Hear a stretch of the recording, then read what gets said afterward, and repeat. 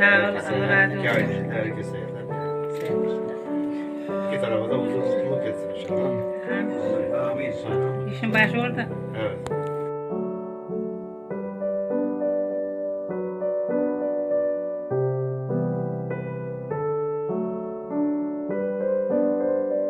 Siz bakmanız yok, bakayım.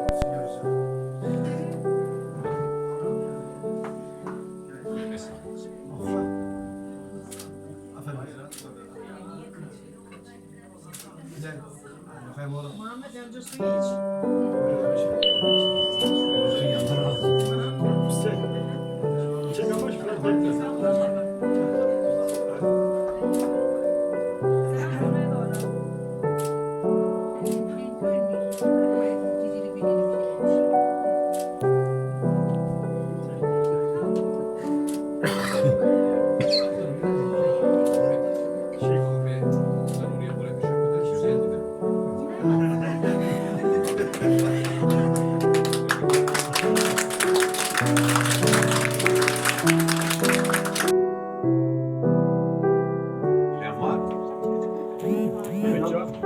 Buyur abi. İsmail Şatıroğlu bilen var mı şimdi? İsmail Şatıroğlu'nu biliyorum.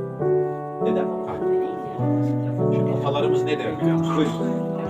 Bir ağacın kökleri ne kadar güçlü kuvvetli olursa o ağacın dalları da, yaprakları da, meyvesi de o kadar güçlü kuvvetli olur. İsmail Şatıroğlu bu ağacın kökü. Ki biraz evvel Talip Bey'le de konuştuk.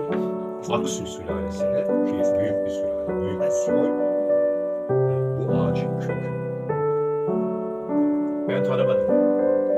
O da tanımadı. Rahmetli dedem Halil İbrahim. Yine öbür dedemiz. Meşhur Mehmet amcamız. Onlar bu ağacın kökü. İşte o ağacın yaprakları, meyvesi bu çocuklar. Bunlar hayatın bundan sonraki döneminde birlikte yürümeye karar vermişler. İşte yürümek kolay. Adım atarsınız, yürürsünüz.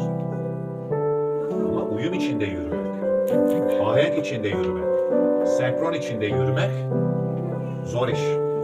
Özveri ister, kararlılık